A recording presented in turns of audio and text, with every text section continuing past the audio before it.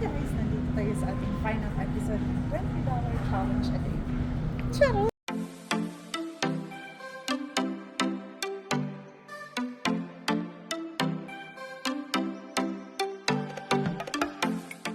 Hello guys! Welcome back to my kitchen! Ito na yung ating huling episode para sa ating $20 budget meal challenge a day. So, nakabili ako kanina ng tilapia. Gagataan natin to. Nilinisan ko na yan, tinanggalan ko na ng hasang, winash ko siya sa lemon. Point ko today is maginataang tilapia tayo. Alam ko mayroon tayong iba't ibang version ng pagluto ng ginataang tilapia, pero ito yung version ko. Ipapaksiw ko muna yung ating tilapia, then pag maiga na siya, tsaka ko ilagay ang gata, ang green chili, at saka yung talong. So ito nga pala ang ating mga ricados, may kamatis, sibuyas, ginger, at saka bawang. Tapos lalagyan ko lang ng salt and pepper, then vinegar. And then hayaan lang natin siya dyan sa oven hanggang maiga ang kanyang sabaw para mawala ang langsa niya. Lalagyan natin ng pepper, salt, buong paminta, suka.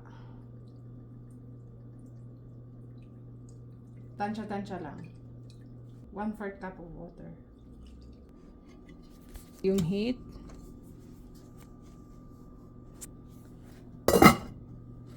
Then check natin mamaya.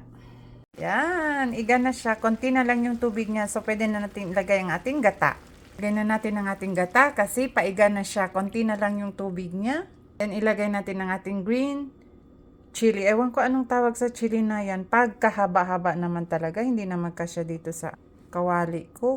And then pagkakulo niya ilagay. Isusunod na natin mamaya ang ating talong. Ayan, kumulo na siya. Pwede nang ilagay ang ating talong. Parang madami yatang talong. Siguro 2 lang ilagay ko. Yan, luto na siya. Yummy na siya. My favorite part. Ang bango niya, ang bango ng green chili niya.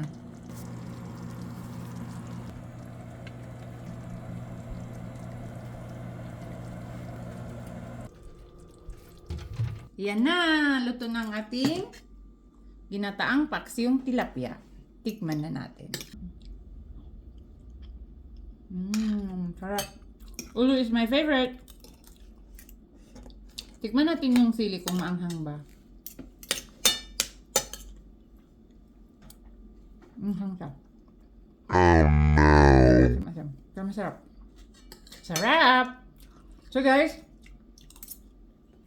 nakita niyo sa intro na ito na yung huling episode ng ating $20 challenge for a day.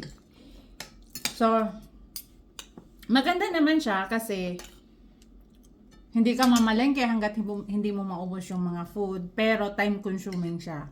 Kasi kung in a week, makatatlong beses ka pumunta sa supermarket, okay lang yun kung wala kang ibang gagawin or kung wala kang work. Pero, hindi siya advisable sa mga gagawing yummy. So, sa next video natin, abangan nyo weekly grocery, but still, may challenge pa rin. At saka, mayroon tayong mga new recipe. Alright, bye! Thanks for watching! Masarap ba ang ating ginataang paksyong tilapia? Oo, masarap siya. Salamat sa pagluto. You're welcome. Price reveal na tayo. 2 receipt yan kasi 2 store yung pinuntahan namin. Ang total ng nagastos natin today is 13.60. Nung last few days nagastos natin is 121.62. Total is 134.78. So ang $140 natin, hindi lang siya 7 days. Kasi mga 3 days siguro hindi kami na malengke kasi inubos mo na yung mga ibang food sa ref. Final episode natin ng $20 challenge budget meal. Achieve na achieve yan. Kasi in more than 7 days, naka 134.78 in total tayo. At least walang nasasayang na pagkain kasi yun din naman yung goal natin. I hope nag-enjoy kayo dito sa episode na to and abangan nyo ang ating next challenge. Thank you, bye-bye!